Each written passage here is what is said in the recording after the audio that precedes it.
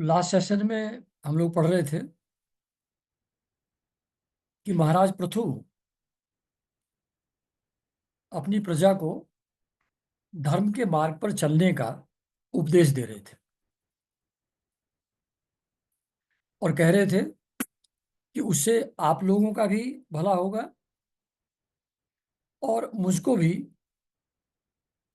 मेरा भी परलोक लोक सुधरेगा, मेरी भी कीर्ति बढ़ेगी अगर आप सब लोग श्री हरि की आराधना करेंगे यज्ञ हवन आदि के द्वारा। तो ये जो उनका भाषण था उसको सुन करके देवता लोग, पितर लोग और जो भी ब्राह्मणवादी साधु जन थे वो सभी बड़े प्रसन्न हुए और उन्होंने साधु साधु कह करके उसकी प्रशंसा की। उन्होंने कहा, मतलब देवता पितर आदि लोगों ने कहा,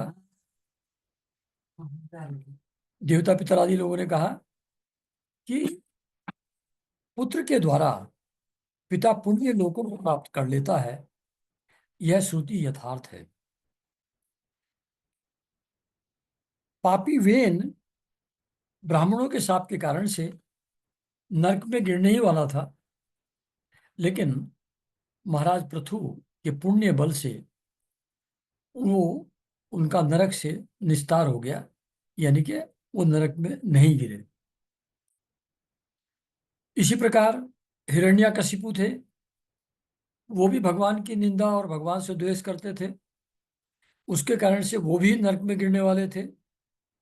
लेकिन उनके पुत्र प्रहलाद की जो भक्ति थी, जो भगवान से प्रेम था, उनके प्रभाव से हिरण्यकशिपु वो भी नरक में नहीं गए, उनका भी उद्धार हो गया, वो भी पार हो गए।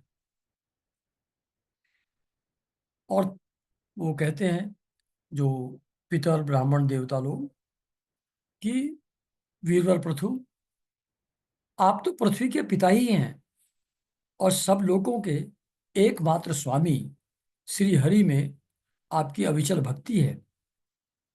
इसलिए आप सब लोग आप सॉरी पृथु, भगवान पृथु को, महाराज पृथु को कहते हैं कि आप अनंत वर्षों तक जीवित रहें, आपका सुयश बड़ा पवित्र है, आपकी कीर्ति बहुत उदार है, आप श्री हरि की कथाओं का प्रचार करते हैं।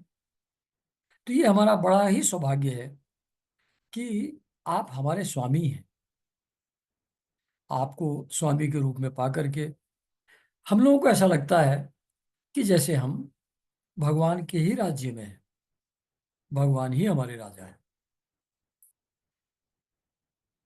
और कहते हैं कि हे स्वामी, अपने आश्रितों आश्रितों को इस प्रकार श्रेष्ठ उपदेश देना आपके लिए कोई आश्चर्य की बात नहीं है, क्योंकि अपनी प्रजा के ऊपर प्रेम रखना तो करुणामय स्वपुरुषों का, महापुरुषों का स्वभाव ही होता है। तो हम लोग तो सब विवेकहीन थे, संसार अरण्य में, संसार रूपी जंगल में भटक रहे थे, लेकिन प्रभु आपने हमें इस अज्ञान अंधकार के पार पहुंचा दिया अपने उपदेश के द्वारा।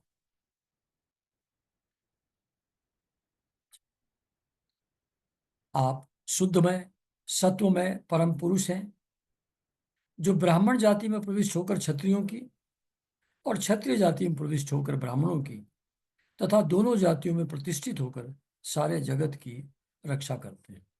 मतलब क्योंकि महाराज पृथु भगवान के अंश थे, उन्हीं को उनकी जनता, उनकी प्रजा परम पुरुष के रूप में देखती है, पर ब्रह्म परमेश्वर के रूप में देखती है। इसलिए प्रजा को ऐसा लगता है कि वो क्षत्रिय जाति में प्रवेश होकर के ब्राह्मणों की रक्षा कर रहे हैं और वही भगवान ब्राह्मण जाति में प्रविष्ट होकर के क्षत्रियों की रक्षा करते हैं। और इस प्रकार सारे जगत की रक्षा आपके द्वारा हो रही है। तो यहाँ पर ये चैप्टर 21 कंप्लीट हो गया। अब पहले भगवान ने इनको एक वर दिया था, महाराज पृथु को, कि जब आप अपनी प्रजा का पालन करेंगे धर्म पूर्वक, तो आपको घर बैठे बैठे ही सनकादि ऋषियों से उपदेश मिलेगा, और उसके आधार पर फिर आपको मोक्ष की प्राप्ति हो जाएगी। तो जिस समय अपनी प्रजाजन को महाराज पृथु इस प्रकार बात कर रहे थे, तो उसी समय वहां 4 सूर्य के समान तेजस्वी मुनीश्वर आए। तो ये उपदेश उनको मिलना था सनकादि ऋषि से।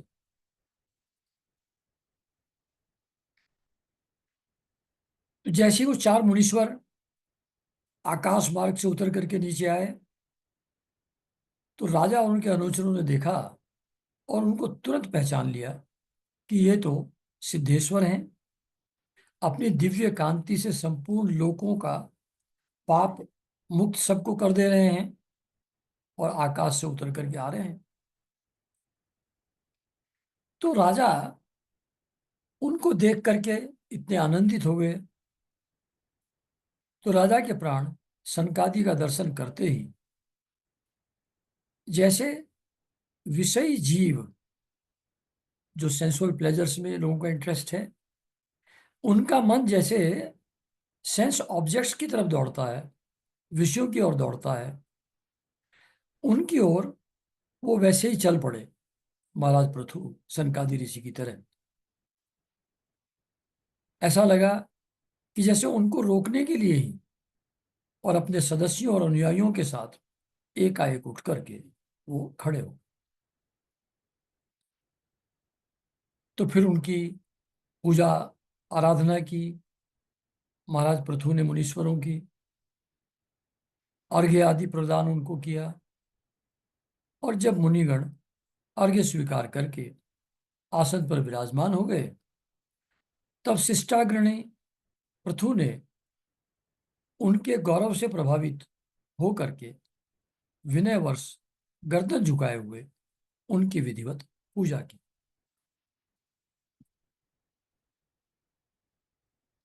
फिर उनके चरणोदक को अपने सिर के बालों पर छिड़का। इस प्रकार शिष्ट जनोचित आचार का आदर करके उन्होंने यही दिखाया कि सभी सत्पुरुषों का को ऐसा ही व्यवहार करना चाहिए। मतलब he was setting an example by his own conduct, that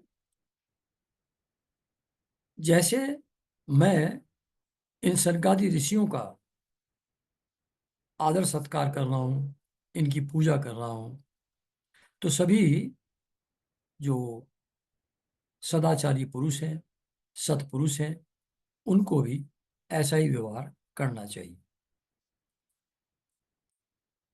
direction गलत होता।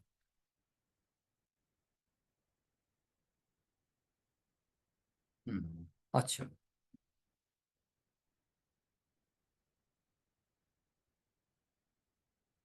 तो सनकादि ऋषि, जैसा आप लोग जानते हैं, देखने में तो 5 साल के बच्चे जैसे ही दिखते थे, लेकिन वो थी ब्रह्मा जी की फर्स्ट क्रिएशन। सबसे पहले सनकादि ऋषि ही पैदा हुए थे।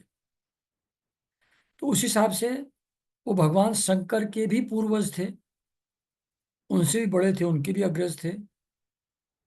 तो सोने के सिंहासन पर बैठ करके वो ऐसे सुशोभित हुए जैसे जब से अपने अपने स्थानों पर अग्नि देवता जैसे विराजमान होते हैं, वैसा वो हुए। और महाराज पृथु ने बड़ी श्रद्धा और संयम के साथ प्रेम पूर्वक उनसे ये कहा। अब पृथु जी बोल रहे हैं उनके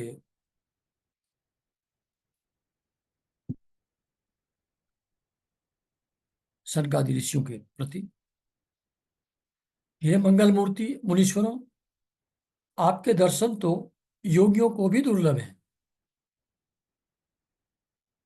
तो मुझको आश्चर्य हो रहा है कि ऐसा कौन सा पुण्य कर्म मैंने किया था जिसके कारण से मुझको स्वतः ही अपने आप ही आपका दर्शन प्राप्त हो गया। और जिस पर ब्राह्मण, शंकर भगवान और विष्णु भगवान जिन पर प्रसन्न हो, उनके लिए फिर ऐसी कौन सी चीज रह जाती है जो इस लोक में या परलोक में उनके लिए दुर्लभ हो। यानी कि अगर ब्राह्मण भगवान शंकर और भगवान विष्णु अगर प्रसन्न हो किसी के ऊपर, तो उसको सभी कुछ इस लोक में और परलोक में जो भी चाहिए वो सब कुछ उसको प्राप्त हो ही जाता है। मुझको जो एंगल ठीक नहीं लग रहा है। अच्छा,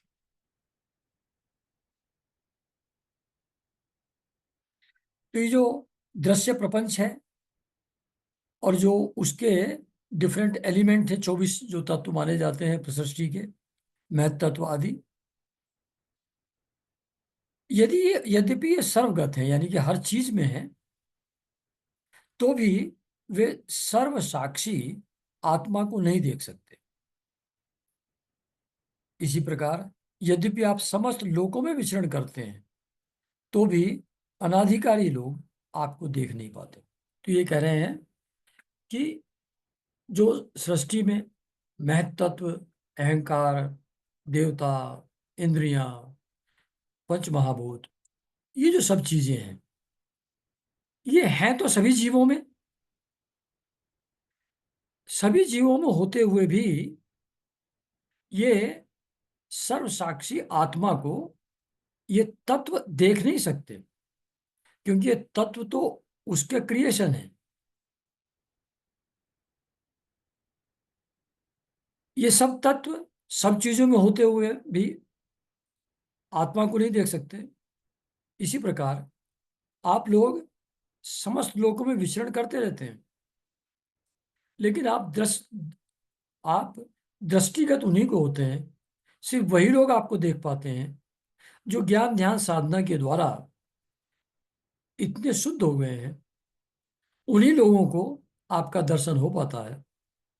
और जिन्होंने ज्ञान ध्यान साधना के द्वारा या भगवान की भक्ति के द्वारा अधिकार प्राप्त नहीं किया है, वो लोग आपके विचरण करते रहने के बावजूद आपको देख नहीं पाते। तो जो भी बड़े ऋषि मुनि होते हैं, जैसे वो अपने महाअवतार बाबा हैं, तो महाअवतार बाबा जहाँ पर कभी किसी योग्य शिष्य को देखते हैं, तो वहाँ मेटेरियलाइज होकर के उसके सामने उपस्थित हो जाते हैं। लेकिन दूसरे लोग जो उसी जगह घूम रहे हैं, उनको दिखाई नहीं पड़ते। तो ऐसे ही जो अपने आप को शुद्ध कर लेते हैं भक्ति और ज्ञान के द्वारा, उन्हीं लोगों को दर्शन होता है। सनकादि जैसे ऋषियों का अन्य लोगों को नहीं हो पाता।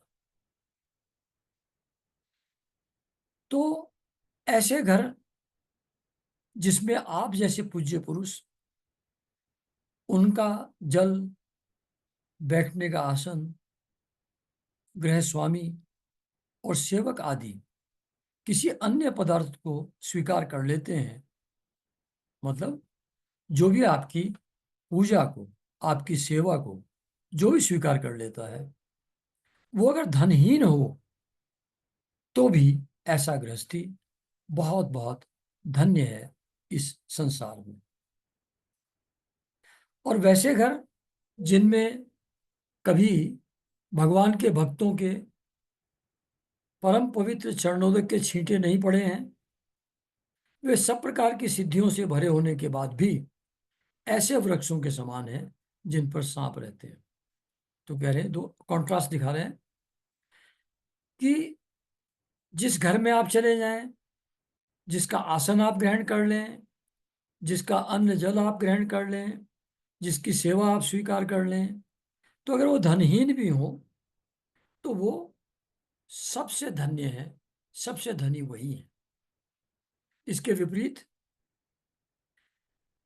जिन लोगों के घरों में भगवान के भक्त नहीं आते, जिनके घरों में भगवान के भक्तों के चरण नहीं पड़ते, उनके चरणों तक के छींटे नहीं पड़ते, उसमें कितनी रिद्धि सिद्धि भरी हो उस घर में, तो अर्थहीन है। वैसे ही जैसे कोई ऐसा वृक्ष हो जिसके ऊपर सांप रहते हो, तो वो तो किसी के काम का नहीं है। वो वृक्ष जिस पे सांप रहते हो यूजफुल नहीं है। तो ऐसा ही हो जाएगा अगर आप हमारा घर पवित्र नहीं हुआ है भगवत भक्तों के आगमन से, उनके चरणों तक के छींटों से। तो मुनीश्वरों, आपका स्वागत है। आप तो बाल्यावस्था से ही मुमुक्षुओं के मार्ग का अनुसरण करते हुए एकाग्र चित्त से ब्रह्मचर्य आदि महान व्रतों को बड़ी श्रद्धा पूर्वक आचरण कर रहे हैं। जैसे शुरू में जो सृष्टि की थी ब्रह्मा जी ने, और ये चार मुनीश्वर सनकादि ऋषि पैदा हुए थे, तो ब्रह्मा जी चाहते थे कि ये लोग सृष्टि को आगे बढ़ाएं और प्रजा उत्पन्न हो उनके द्वारा। लेकिन इनका इंटरेस्ट बाई बर्थ वो मुमुक्षुओं के मार्ग यानी कि मोक्ष मार्ग का ही वही फॉलो करने का उनके मन में इच्छा थी। और उस चीज को अचीव करने के लिए उन्होंने आजीवन ब्रह्मचर्य का व्रत भी लिया हुआ था और उसका श्रद्धा पूर्वक आचरण भी किया था। इस बात को कहते हैं कि आप उस अवस्था में हैं जो व्रतों का श्रद्धा पूर्वक आचरण कर रहे हैं, और ये मुमुक्षुओं का जो मार्ग है उसको आप फॉलो कर रहे हैं। तो स्वामियों, हम लोग अपने कर्मों के वशीभूत होकर विपत्तियों के क्षेत्र इस संसार में पड़े हुए हैं और केवल इंद्रिय संबंधी भोगों को ही परम पुरुषार्थ मान रहे हैं। सो क्या हमारे निस्तार का भी कोई उपाय है? ये क्वेश्चन पूछे कि मतलब हम लोगों का इंटरेस्ट तो सांसारिक ऑब्जेक्ट्स को भोग करना, इंद्रियों के विषयों का भोग करना, उसके लिए अरेंजमेंट करना, उसके लिए व्यवस्था करना, उसी को हम लोग अल्टीमेट अचीवमेंट मानते हैं, उसी को हम परम पुरुषार्थ मानते हैं। लेकिन ऑब्वियसली हमको भी मालूम है कि उससे तो हम लोग उबर नहीं पाएंगे, उससे तो हम इस संसार सागर को पार नहीं कर पाएंगे। तो हमारे जैसे लोग जो अभी विषयों में ही उलझे हुए हैं, सेंस ऑब्जेक्ट्स के को एंजॉय करने में ही लगे हुए हैं, तो हमारे जैसे लोगों का कैसे निस्तार हो, हम लोग कैसे भवसागर को पार करें, उसका कोई उपाय है क्या? अगर कोई उपाय हो तो आप हमें बताइए। फिर आगे कहते हैं कि अब आपसे मैं क्या कहूं, क्या पूछूं? आपसे कहना है कि और आपका स्वास्थ्य कैसा है, आप अच्छे हैं ना, प्रसन्न है ना, आनंदित है ना? ऐसा प्रश्न पूछना आपसे ये तो बिल्कुल उचित नहीं है, ठीक नहीं है, क्योंकि आप तो निरंतर ही अपनी आत्मा में ही रमण करते हैं। तो आप में यह कुशल है, यह अकुशल है, यह अच्छा है, यह बुरा है, इस तरीके का जो डिफरेंशिएशन है, इस तरीके की जो वृत्तियां हैं, वो आपके अंदर तो हैं ही नहीं। तो फिर आपसे ये कैसे पूछा जाए कि क्या आप ठीक ठाक हैं, कुशल हैं? आप तो स्वयं जो संसार में अग्नि से जल रहे हैं, जो संतप्त जीव हैं, जो दुखी प्राणी हैं, उनके परम सुहृद हैं, यानी कि परम प्रेमी हैं आप उनके। इसलिए आप पे विश्वास करके मैं ये पूछना चाहता हूं कि संसार में मनुष्य का किस प्रकार सुगमता से कल्याण हो सकता है? वो कैसे भव बंधन से छूट करके आनंद की अवस्था कैसे प्राप्त कर सकता है? वो कैसे मोक्ष प्राप्त कर सकता है? वो कैसे भगवान की भक्ति प्राप्त कर सकता है? और इस सब के द्वारा कैसे आसानी से उसका कल्याण हो सकता है, ये जरा आप मुझको बताइए। फिर वो आगे कहते हैं महाराज पृथु कि यह निश्चय है कि जो आत्मवान यानी कि धीर पुरुष आत्मा रूप से प्रकाशित होते हैं और उपासकों के हृदय में अपने स्वरूप को प्रकट करने वाले हैं, वे अजन्मा भगवान नारायण ही अपने भक्तों पर कृपा करने के लिए आप जैसे सिद्ध पुरुषों के रूप में इस पृथ्वी पर विचरा करते हैं। तो कहते हैं कि जो आप जैसे सिद्ध पुरुष हैं, जो भक्तों पर कृपा करने के लिए ही इस दुनिया में, इस संसार में विचरण करते हैं, तो आज आपका आगमन हुआ, आज आपके दर्शन का हम लोगों को सौभाग्य प्राप्त हुआ। तो आप हमको इस बताइए कि किस प्रकार जो संसार में आसक्त लोग हैं हमारे जैसे, उनका कल्याण कैसे हो। तो फिर मैत्रेय जी विदुर जी को कह रहे हैं कि महाराज पृथु ने जब इस प्रकार युक्ति युक्त गंभीर और थोड़े ही शब्दों में ये मधुर वचन बोले, तो इन चीजों को सुन करके, इन बातों को सुन करके सनत कुमार बड़े प्रसन्न हुए और मुस्कुरा करके कहने लगे। तो अब जो पृथु जी ने क्वेश्चन पूछा है, अब उसका आंसर सनत कुमार जी दे रहे हैं, यानी कि सनकादि ऋषि दे रहे हैं। तो कहते हैं महाराज, आप कह जरूर रहे हैं कि हमारे जैसे जो विषयों में भटकते हुए लोग हैं, उनका कल्याण कैसे हो, इसका रास्ता आप हमको बताइए। फैक्ट ये है कि आप तो ये सब कुछ जानते हैं। आपका क्वेश्चन ये अपने लिए नहीं है, आप तो सब जानते हैं, सब जानते बूझते ये प्रश्न कर रहे हैं। लेकिन आपने ये प्रश्न प्राणियों के, दूसरे लोग जो रियली संसार सागर में फंसे हुए हैं, उनके कल्याण की दृष्टि से ये बहुत ही अच्छी बात आपने पूछी है। और सच है कि जो साधु पुरुष होते हैं, उनकी बुद्धि ऐसी ही होती है, जो अपने लिए नहीं, जनरल पब्लिक के लिए, साधारण जनता के लिए, उनके कल्याण के लिए प्रयास करते हैं, उनके लिए उपदेश करने का अवसर जुटाते हैं। तो जहां सत्पुरुषों का समागम होता है, यानी कि वो इनको भी, पृथ्वी जी को, अपने इक्वलेंट सत्पुरुष मान रहे हैं। तो कहते हैं जहां सत्पुरुषों का समागम होता है, यानी कि वो एक दूसरे से मिलते हैं, तो ऐसा जो समागम है, उसमें जो वार्ता होती है, उसमें जो प्रश्न उत्तर होते हैं, वो श्रोता के लिए जितना यूजफुल है, उतना ही वक्ता के लिए भी होता है। श्रोता उससे लाभान्वित होता है, लेकिन वक्ता भी लाभान्वित होता है। ये दोनों के लिए ही अच्छा है, क्योंकि इन प्रश्न और उत्तर से सभी का कल्याण होता है। फिर आगे कहते हैं सनत कुमार जी कि हे राजन, मधुसूदन भगवान के चरण कमलों में आपकी अविचल प्रीति है। अविचल का मतलब ये कंटिन्यूअस है, वो कभी है कभी नहीं, ऐसा नहीं, वो चलायमान नहीं है, अविचल प्रीति है, यानी कि इट इज ऑलवेज देयर।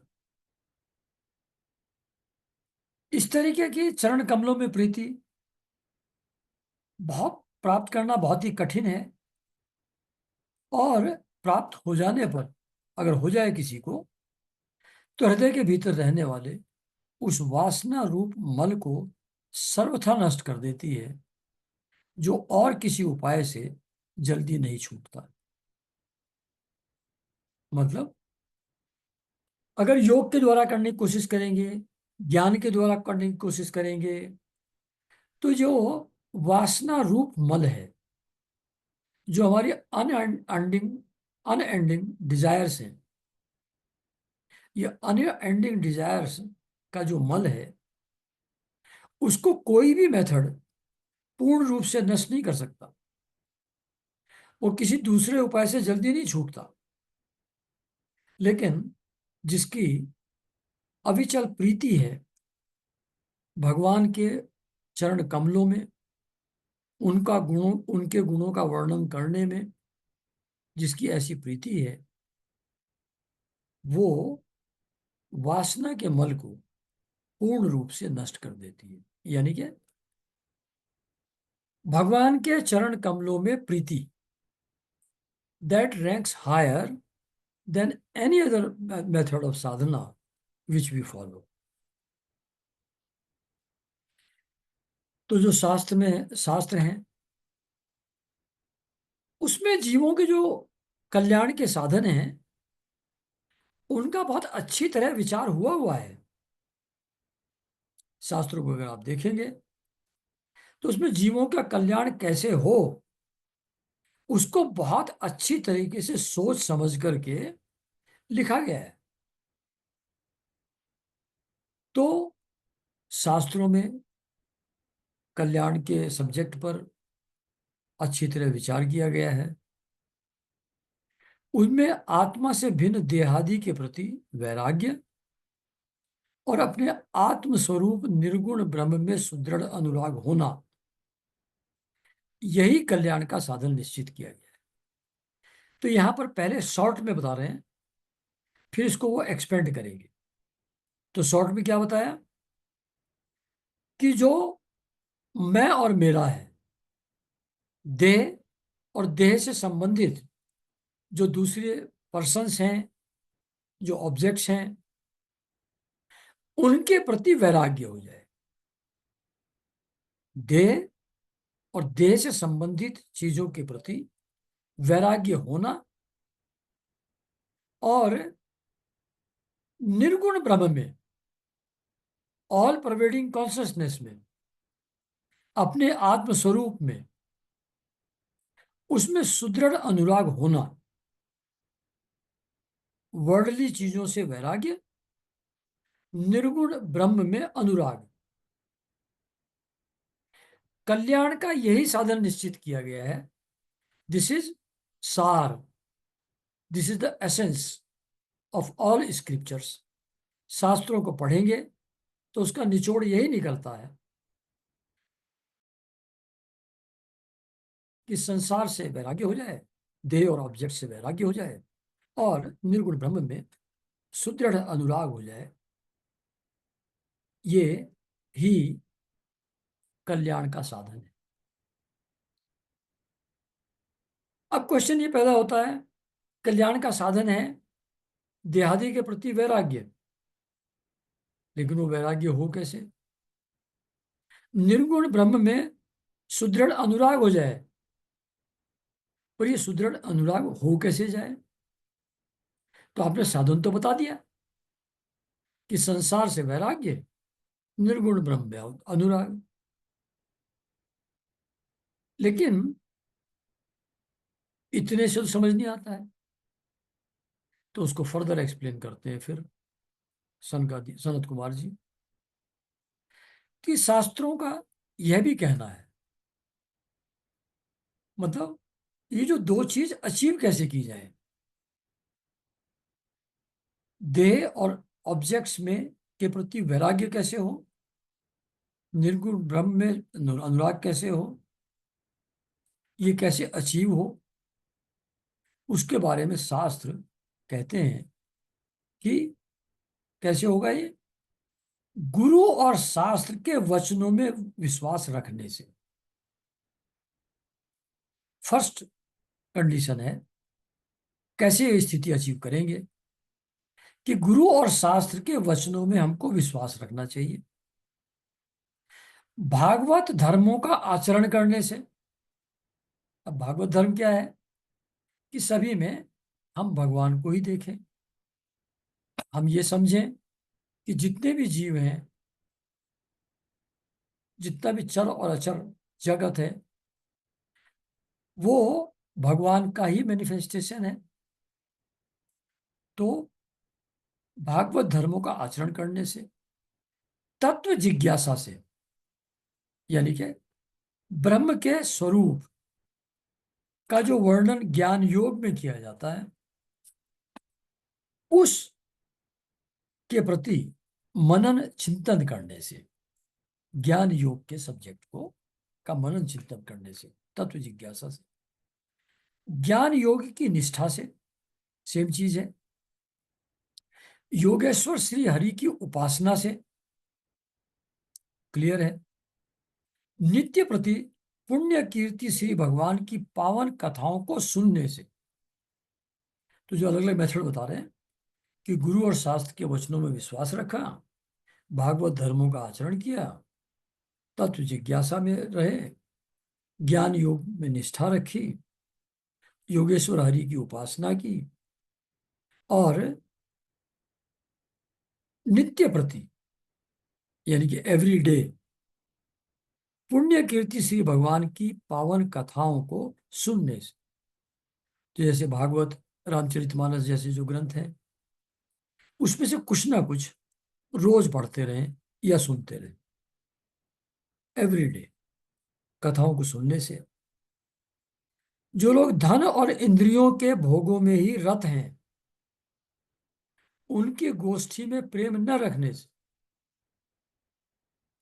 तो जो वर्ldली लोग हैं, यानी कि जिनका भगवान के प्रति भक्ति भाव नहीं है, जो ज्ञान ध्यान के रास्ते पर नहीं चल रहे हैं, जो इंद्रिय भोगों को ही अल्टीमेट सुख का साधन इसमें समझते हैं इस दुनिया में, ऐसे जो लोग हैं, उनकी गोष्ठी में प्रेम न रखने से, उनकी बातों में इंटरेस्ट न लें, उनके संपर्क में ज्यादा न रहें,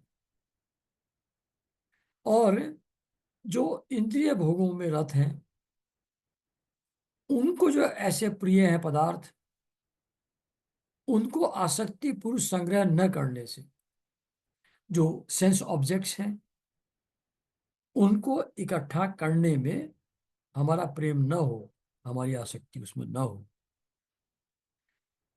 भगवत गुणामृत का पान करने के सिवा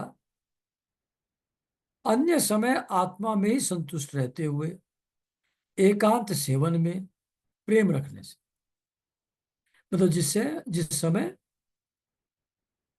भगवान के गुणों का वर्णन जहां हो रहा है, जैसे हम लोग आपस में यहाँ बैठ करके इस चीज को सुन रहे हैं, बोल रहे हैं, पढ़ रहे हैं, ये एक गोष्ठी है जहाँ भगवान के गुणों का अमृत वितरित हो रहा है, जिसको हम लोग ग्रहण कर रहे हैं, पान कर रहे हैं। इस समय को छोड़ करके, मतलब इस समय तो हम इंटरेक्ट कर रहे हैं आउटसाइड वर्ल्ड में, एक दूसरे के साथ इंटरेक्ट कर रहे हैं। जिस समय ऐसा इंटरेक्शन हम भगवान के गुणों के बारे में ही न कर रहे हो, भगवान के गुणों को सुनने पढ़ने के सिवाय जो भी समय है उसके अलावा, उसमें हम अपनी आत्मा में ही संतुष्ट रहें, एक्सटर्नल चीजों में इन्वॉल्व ना हो, और एकांत सेवन में ही हमारा प्रेम हो, हमको अकेले में ही आनंद मिलता हो। अगर ऐसी स्थिति में हम आ जाएं, तो उससे फिर किसी भी जीव को कष्ट न देने से, निवृत्ति निष्ठा से, यानी कि चीजों को अपने हिसाब से एक्शन के थ्रू प्राप्त करने के लिए जो हमारी नॉर्मल टेंडेंसी है, उससे फ्री होकर के निवृत्ति निष्ठा, यानी कि कुछ नहीं चाहिए, मेरी आत्मा ही आनंदपूर्ण है, इस तरीके की निवृत्ति निष्ठा से, आत्महित का अनुसंधान करते रहने से, मतलब मैं कैसे इस भव बंधन से छूटूंगा, कैसे भगवान का प्रेम मुझको मिलेगा, कैसे मैं मोक्ष प्राप्त करूंगा। यही चीजें हैं जो आत्महित की चीजें हैं। इन आत्महित की चीजों का ही अनुसंधान करते रहने से, उसी के बारे में सोच विचार करना, उसी के बारे में प्रयास करते रहना, ये करने से और श्री हरि के पवित्र चरित्र रूप श्रेष्ठ अमृत का आस्वादन करने से, फिर वही बात आ गई कि भगवान की लीला कथाओं को कहना और सुनना, उसमें रस लेने से, निष्काम भाव से यम और नियमों का पालन करने से। यम नियम के पालन का मतलब है सदाचार, गुड कंडक्ट। उन नियमों को पालन करने से, कभी किसी की निंदा न करने से, योग क्षेम के लिए प्रयत्न न करने से। योग क्षेम बहुत बार सुन चुके हैं आप लोग।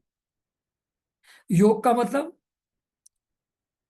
जो एक्सटर्नल वर्ल्ड की चीजें जिनसे आपको लगता है कि हमको सुख मिलेगा, कंफर्ट मिलेगा, उन चीजों को इकट्ठे करने को कहते हैं योग। उन चीजों को अर्जित करने को कहते हैं योग। और क्षेम किसको कहते हैं? जो मिल गया है, जो प्राप्त है, जो हमारे पास आज है, वो चला ना जाए, उसके लिए प्रयास करने से, वो बना रहे हमारे साथ, इस चीज का प्रयास करने से।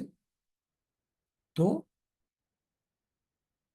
योग क्षेम के लिए ना तो चीजों को इकट्ठा करने के लिए हम प्रयास न करें, और न ही वो चली ना जाए उसके लिए प्रयास करें।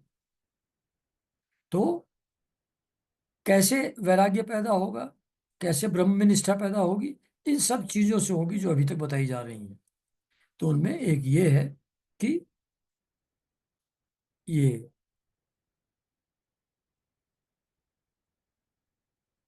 योगक्षेम के लिए प्रयत्न न करने से, शीतोष्ण आदि द्वंद्वों को सहन करने से, सर्दी को भी सहन करें, हीटर ना चलाएं उसके लिए, और गर्मी को भी बर्दाश्त करें, उसके लिए एसी ना चलाएं, उसको सहें गर्मी को। तो शीत और उष्ण आदि द्वंद्वों को सहन करने से, तो जो एडवांस साधक होते हैं बहुत ज्यादा, उन गुरु लोग इस तरीके का उनसे करवाते हैं, ऐसी स्थिति में उनको रखते हैं। विठल रामानुज जी को उनके गुरु सीताराम दास बाबा सर्दी के मौसम में भेज देते थे उत्तरकाशी, और गर्मी के मौसम में भेज देते थे ओंकारेश्वर। तो सर्दी में ठंडी जगह भेज दिया, गर्मियों में गर्म जगह भेज दिया, जिससे जो शीत और उष्ण है उसको सहन करने की कैपेसिटी पैदा हो। तो ये भी एस्पेक्ट है वैराग्य पैदा करने के लिए और ब्रह्म में निष्ठा पैदा करने की। तो ये भी एक one of the aspects of sadhana है। भक्तजनों के कानों को सुख देने वाले श्री हरि के गुणों का बार बार वर्णन करने से और बढ़ते हुए भक्ति भाव से, इन सब चीजों को करने से, जो भगवान की लीला कथाओं को पढ़ेंगे, सुनेंगे और बाकी सब चीजों को फॉलो करेंगे जो ऊपर बताया गया है, जब ऐसा सब करेंगे तो मनुष्य का ये जो संपूर्ण जड़ प्रपंच है, ये जो संसार है, इससे वैराग्य हो जाता है। तो ये जितनी चीजें आपको काउंट करवाई हुई अभी, 2 दर्जन, इतने काम करोगे तो जड़ प्रपंच से, ये जो मैनिफेस्ट वर्ड है, जो इंद्रियों के द्वारा देखा और सुना जा सकता है, ये जो जड़ प्रपंच है, संसार है, इससे आदमी को वैराग्य पैदा हो जाता है। और आत्म स्वरूप निर्गुण में, पर ब्रह्म में, अनायास ही उसकी प्रीति हो जाती है। अनायास, अचानक हो जाती है, एकदम हो जाती है। बस थोड़ा सा काम करना है, क्या करना है, एक बार रिपीट कर देता हूं। गुरु और शास्त्र के वचनों में विश्वास रखने से, भगवत धर्मों का आचरण करने से, तत्व जिज्ञासा से, ज्ञान योग की निष्ठा से, योगेश्वर श्री हरि की उपासना से, नित्य प्रति पुण्य कीर्ति भगवान की पावन कथाओं को सुनने से, जो लोग धन और इंद्रियों में रत हैं उनसे संपर्क न रखने से, उनकी गोष्ठी में प्रेम न रखने से, उन्हें प्रिय लगने वाले पदार्थों का संग्रह न करने से, भगवत गुणामृत के पान के सिवा जो समय है उसमें एकांत सेवन में ही प्रेम रखने से, अकेले ही रहें, किसी भी जीव को कष्ट न देने से, निवृत्ति निष्ठा से, आत्महित का अनुसंधान करते रहने से, श्री हरि के पवित्र चरित्र का श्रेष्ठ अमृत का आस्वादन करने से, निष्काम भाव से यम और नियमों का पालन करने से, कभी किसी की निंदा न करने से, योग क्षेम के लिए प्रयत्न न करने से, शीत और उष्ण आदि द्वंद्वों को सहन करने से, और भक्त जनों के कानों को सुख देने वाले श्री हरि के गुणों का बार बार वर्णन करने से, और उसके कारण से बढ़ते हुए भक्ति भाव से, ये थोड़ी सी चीजें आप लोग करेंगे, मतलब हम लोग करेंगे, तो बस बड़ी आसानी से ये जो जड़ प्रपंच है, ये जो दुनिया है, इससे हम लोगों का वैराग्य हो जाएगा, और अनायास ही अचानक तुरंत हम लोगों की निर्गुण पर ब्रह्म में प्रीति हो जाएगी। तो ये तरीका बताया है कि कैसे जगत से वैराग्य हो और भगवान से प्रीति हो। जब ये हो जाएगा, जड़ प्रपंच से वैराग्य हो जाएगा, पर ब्रह्म में सुदृढ़ प्रीति हो जाएगी। जब ऐसा हो जाता है तब पुरुष सदगुरु की शरण लेता है। मतलब the stage when we get in contact with guru, वो इतना सब करने के बाद होता है। तो हम लोगों से बहुत से लोग गुरु के संपर्क में हैं, उनके चरणों के आश्रित हैं, मतलब इतना काफी कुछ हम लोग शायद कर चुके हैं। अच्छा, तो ये ऐसा होने से पुरुष सदगुरु की शरण लेता है, और जब सदगुरु की शरण में आ जाता है व्यक्ति, तो फिर ज्ञान और वैराग्य का जो प्रबल वेग है, उसके कारण से मन जो वासना शून्य हो गया है, डिजायरलेसनेस की स्टेज में आ गया है, तो ऐसे व्यक्ति को जो ज्ञान और वैराग्य के प्रबल वेग से वासना शून्य हो गया है, डिजायरलेस हो गया है, उसको जो अविद्या आदि 5 प्रकार के क्लेश हैं से, आई एम सॉरी, अविद्या आदि 5 प्रकार के क्लेशों से युक्त अहंकार आदि लिंग शरीर को उसी प्रकार भस्म कर देता है जैसे अग्नि लकड़ी से प्रकट होकर फिर उसी को जला डालती है। तो ये क्या कह रहे हैं कि हम लोगों का जो लिंग शरीर है, यानी कि अंतःकरण है, मन बुद्धि चित्त अहंकार है, हमारी ज्ञानेंद्रियां हैं, इनसे मिलकर के और अहंकार से मिलकर के जो हमारा लिंग शरीर बना हुआ है, सटल बॉडी बनी हुई है, जो एक शरीर से दूसरे शरीर, दूसरे शरीर से तीसरे शरीर में जन्म मृत्यु के नाम से ट्रांसफर होती रहती है। ये लिंग शरीर जब तक रहेगा, जन्म मृत्यु का चक्र चलता रहेगा। तो जब मन वासना शून्य हो जाए, ज्ञान और वैराग्य के प्रबल वेग के कारण से जब हमारा अहंकारात्मक लिंग शरीर जब वासना शून्य हो जाए, तो वो इस लिंग शरीर को, सटल बॉडी को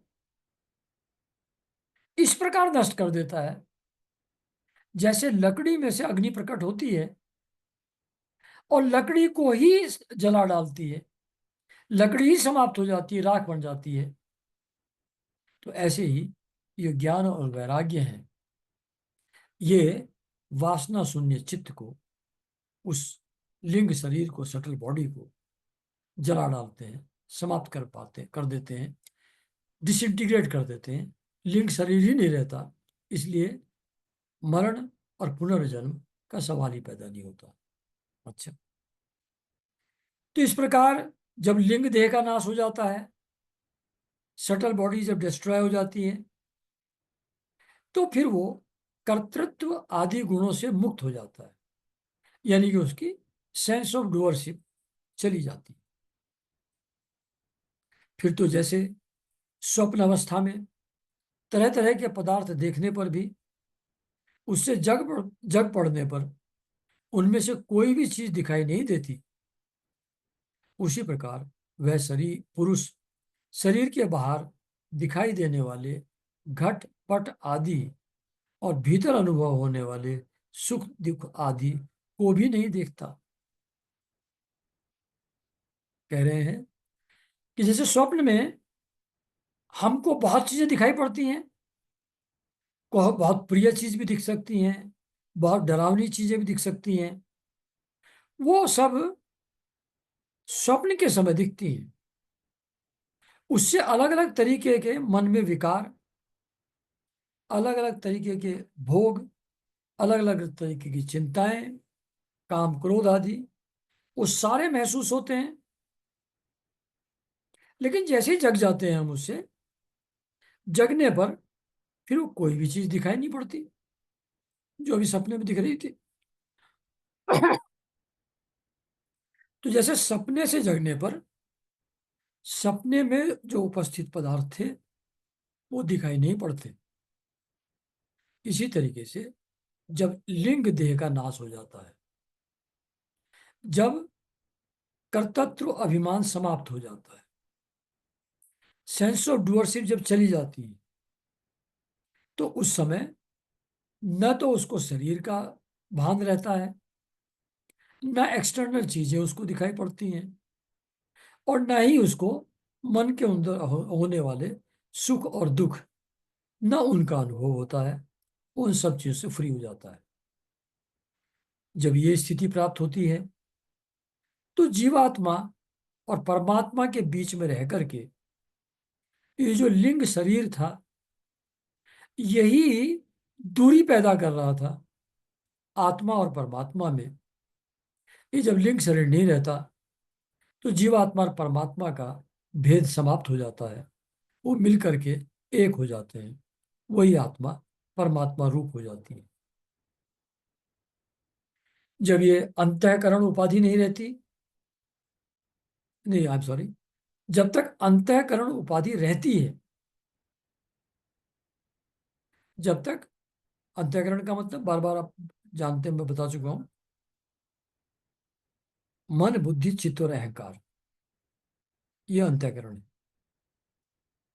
जब तक ये अंतःकरण है, जब तक मन बुद्धि चित्त और अहंकार हैं, तभी तक पुरुष को जीवात्मा, इंद्रिय के विषय और इन दोनों के संबंध कराने वाले अहंकार का अनुभव होता है।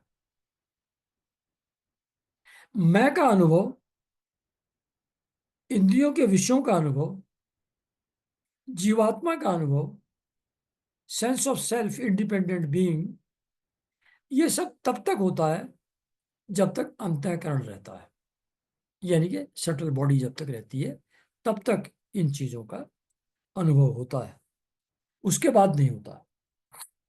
बाह्य जगत में भी देखा जाता है कि जल दर्पण आदि निमित्तों के रहने पर अपने ही बिंब और प्रतिबिंब का भेद दिखाई देता है, अन्य समय नहीं।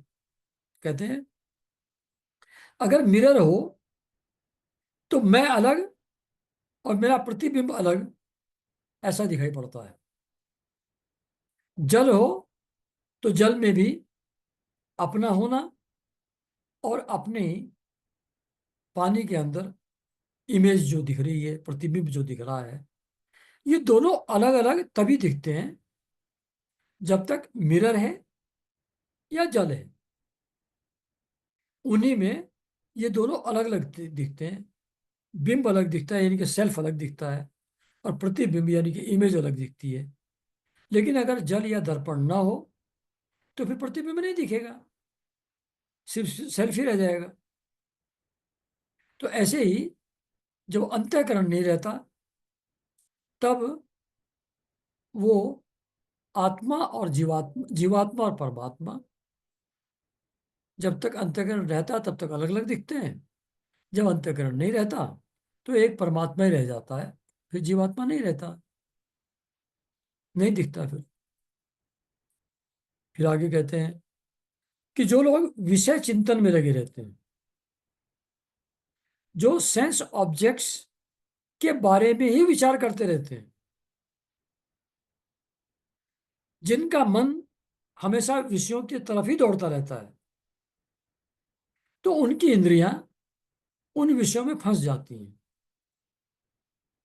और जब इंद्रियों का इंटरेस्ट उन चीजों में हो जाता है, जैसे जीभ अच्छा स्वाद ले रही है, हाथ अच्छा स्पर्श अनुभव कर रहा है, आंख अच्छा रूप देख रही है, जब इन चीजों को एंजॉय करते हैं ये सेंसेस, तो इंद्रियां उसी में फंस कर रह जाती हैं, उन्हीं की तरफ डायरेक्टेड हो जाती हैं, और मन को भी उसी ओर खींच ले जाती हैं।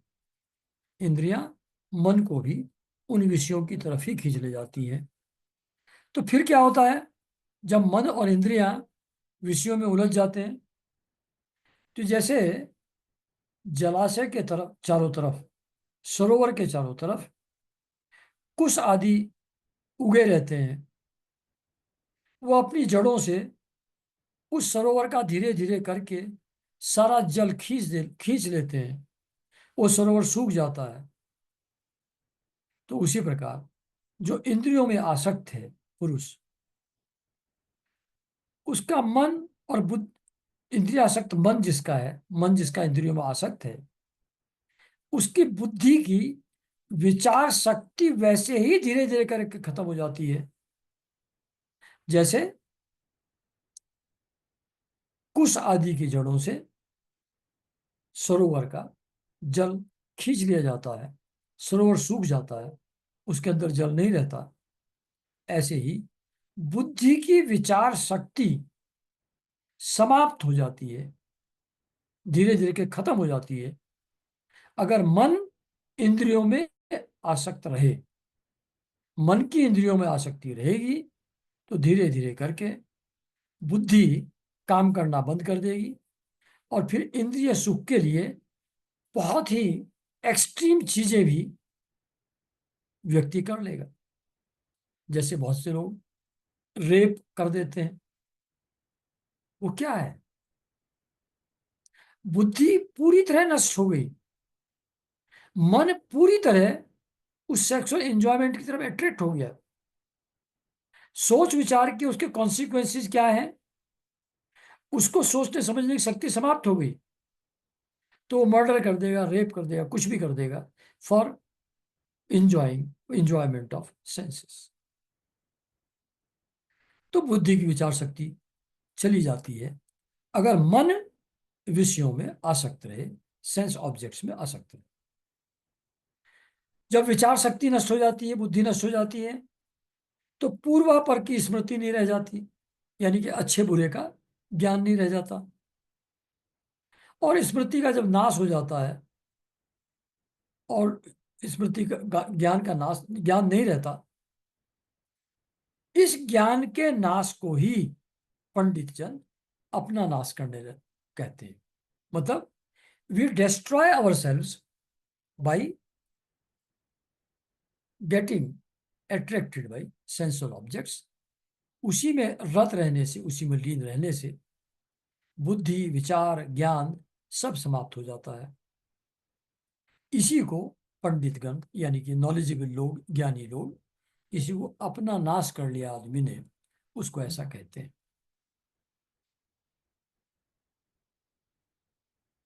ये सब चीजें जो एक्सटर्नल ऑब्जेक्ट्स हैं, ये प्रिय हमको लगते क्यों हैं, वो किस चीज के कारण से प्रिय लगते हैं।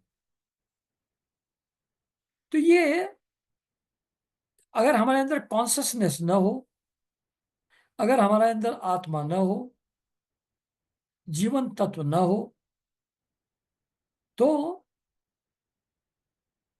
हम किसी भी चीज को ना तो परसीव कर पाएंगे, ना एंजॉय कर पाएंगे। बिहाइंड ऑल दीज इंद्रियाज, behind all these enjoyment of external objects, उसके पीछे कॉन्शियसनेस जरूरी है, चेतना जरूरी है। वही इन सब चीजों को फंक्शनल करती है। उसी आत्मा के कारण से ये सब बाहरी चीजें भी प्रिय लगती हैं। तो जो उस आत्मा का, जिसके कारण से दूसरी चीजें प्रिय लग रही थी, उस आत्मा का नाश होने से, आत्मा का नाश कैसे हो रहा है? विषयों में आसक्त होने से बुद्धि की शक्ति चली जाती है, अच्छे बुरे का ज्ञान चला जाता है, और उससे जो अपना नाश हो जाता है व्यक्ति का, इससे जो अपने स्वार्थ की हानि होती है, वो आत्मा ही नष्ट हो जाती है, जो कारण थी, जिसके कारण से सब ऑब्जेक्ट्स प्रिय लगते थे। तो इससे जो हानि होती है, इससे जो नुकसान होता है, इससे बढ़कर इस लोक में, इस जगत में जीव की और कोई हानि नहीं है। आगे कहते हैं सनत कुमार जी कि धन और इंद्रियों के विषयों का चिंतन करना मनुष्य के सभी पुरुषार्थों का नाश करने वाला है। धन और इंद्रियों के विषयों का चिंतन करना मनुष्य के सभी पुरुषार्थों का नाश करने वाला। पुरुषार्थ क्या होते हैं? धर्म, अर्थ, काम, मोक्ष, चार हैं। उसमें से सबसे हायर रैंक करता है मोक्ष। तो यहां कह रहे हैं कि सभी पुरुषार्थों का, यानी कि अगर धन और इंद्रियों के विषयों में फंसे रहे, मन में उनका विचार ही चलता रहा, उन्हीं के प्रति लालायित होते रहे, तो सभी पुरुषार्थों का नाश हो जाएगा। यानी कि धन के बारे में विचार करते करते रहने से धन का भी नाश हो जाएगा, धर्म का भी नाश हो जाएगा। धर्म, अर्थ, काम, जो सेंसुअल ऑब्जेक्ट्स का एंजॉयमेंट है, वो भी समाप्त हो जाएगा इन ड्यू कोर्स। क्योंकि इनकी चिंता से वह ज्ञान और विज्ञान से भ्रष्ट होकर वृक्ष आदि स्थावर योनियों में जन्म पाता है। जब आसक्त रहेगा, बुद्धि काम करना बंद कर देगी, अच्छे बुरे का ज्ञान नहीं रहेगा। फिर यहां लिखा है ज्ञान और विज्ञान से भ्रष्ट होकर। ज्ञान तो कहते हैं नॉलेज को, और विज्ञान कहते हैं विशेष ज्ञान, यानी कि अनुभव को। तो जो ज्ञान है और उस ज्ञान के अनुभव को विज्ञान कहते हैं। तो ज्ञान और विज्ञान, इन दोनों से भ्रष्ट हो जाता है वो। और जब इस तरीके से उसकी लाइफ एनर्जी लो लेवल पे चली जाती हैं, लो फ्रीक्वेंसी में चली जाती हैं, तो फिर लोअर फ्रीक्वेंसी के जो इक्विवेलेंट है, वो वृक्ष आदि योनियों में उस आदमी का फिर जन्म होता है।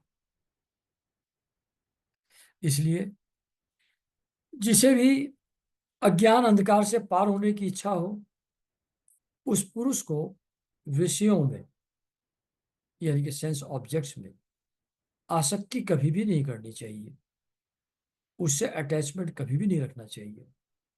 क्योंकि यह धर्म, अर्थ, काम और मोक्ष, इन तीनों चारों की प्राप्ति में ही बड़ी बाधा है आसक्ति।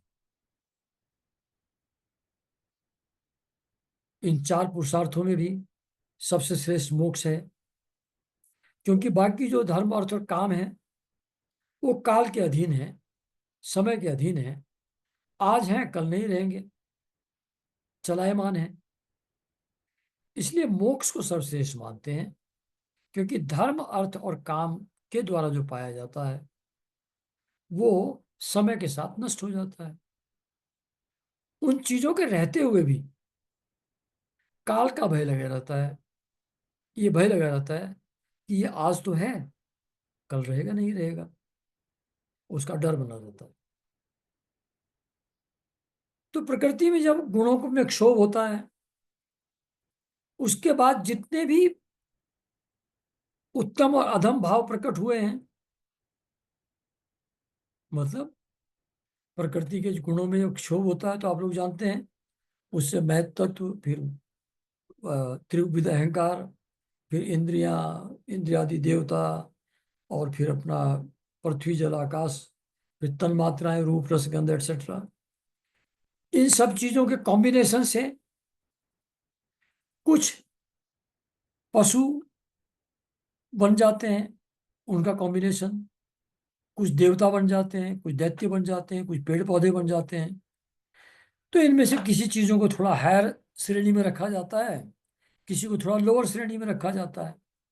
तो उसी के लिए वर्ड यूज कर रहे हैं कि गुणों में क्षोभ होने से जितने भी उत्तम और अधम भाव पदार्थ प्रकट हुए हैं, यानी कि वनस्पति, पशु पक्षी, देवता, किन्नर, गंधर्व, ह्यूमन बीइंग्स एटसेट्रा, ये जितने भी अच्छी और बुरी योनियां हैं, ये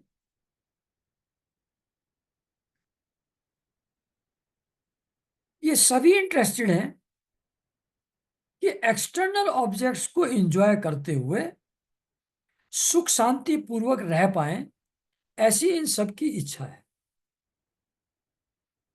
ये चाहते हैं कि हम सब अरेंजमेंट कर लें और हम कुशल पूर्वक रहें, हमारा शरीर स्वस्थ रहे, हमारे जो भी इंजॉयमेंट की चीजें हैं वो सब भी उपलब्ध रहें, सबके साथ हमारा प्रेम पूर्ण संबंध बना रहे।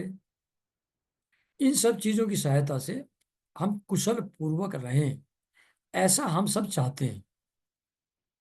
लेकिन काल भगवान बड़ा सतर्क रह करके जिस जिस चीज से हम कुशलता का अनुभव करते हैं उन सब चीजों को नष्ट करते रहते हैं। बहुत सावधान होकर के काल भगवान उन कुशलों को कुचलते रहते हैं। शरीर आज स्वस्थ है, कुशल पूर्वक है, बढ़िया है, कैसे हैं, बहुत अच्छा है। कल पता लगा फिर बीमार हो गए, फिर कुशलता चली गई। ऐसे संबंध आज बहुत अच्छे हैं, कल झगड़ा हो गया, फिर कुशलता समाप्त हो गई। तो ऐसे ही जितने भी आज धन संपत्ति ठीक है, फ्यूचर का अरेंजमेंट है, कल अचानक आग लग गई, डाकू आ गए, कुछ भी हो गया, वो सब चला गया, फिर कुशलता चली गई। तो मतलब ये सब जीव एक्सटर्नल चीजों से और अपने शरीर के माध्यम से कुशल रहना चाहते हैं। अगर कुशलता की स्थिति में आ भी जाएं, उन कुशलों को काल भगवान सतर्क होकर के कुचलते रहते हैं। तो ऐसा कोई भी नहीं है जो इस संसार में हमेशा कुशल पूर्वक रह सके। अतः राजन, भगवान देह, इंद्रिय, प्राण, बुद्धि और अहंकार से आवृत सभी स्थावर जंगम प्राणियों के हृदय में जीव के नियामक अंतर्यामी आत्मा रूप से सर्वत्र साक्षात प्रकाशित हो रहे हैं। उन्हें तुम वह मैं ही हूं ऐसा जानो। टेक्निक बता रहे हैं कि how to get rid of external attachments. कैसे करेंगे? कहते हैं कि देह, इंद्रिय, प्राण, बुद्धि और अहंकार, इन सब चीजों से प्राणी आवृत है। प्राणी इनके अंदर ट्रैप्ड है। देह इंद्रिय, मतलब देह मतलब स्थूल शरीर, और सूक्ष्म शरीर, ये जो इंद्रियां, प्राण, बुद्धि, अहंकार एटसेट्रा है, ये सूक्ष्म शरीर है। स्थूल शरीर और सूक्ष्म शरीर के अंदर जीव कैद है, उनके अंदर है। तो इन सब चीजों को कौन प्रकाशित करता है, किसके कारण से एक्टिवेटेड है, किसके कारण से अपने आप को इंडिपेंडेंट जीवित एंटिटी समझते हैं? वो तो भगवान है। वो तो अंतर्यामी रूप, आत्मा रूप से भगवान ही वहां स्थित है। तो वह जो भगवान, जो इन सब चीजों को प्रकाशित कर रहे हैं, जिनके कारण से इनकी इंडिपेंडेंट एंटिटी मालूम पड़ती है, वो जो चेतन तत्व है, वो जो परमात्मा है, वो मैं ही हूं, ऐसा आप जानिए। ऐसा कह रहे हैं सनत कुमार जी महाराज पृथु को। जिस प्रकार माला का ज्ञान हो जाने पर उसमें सांप बुद्धि नहीं रहती,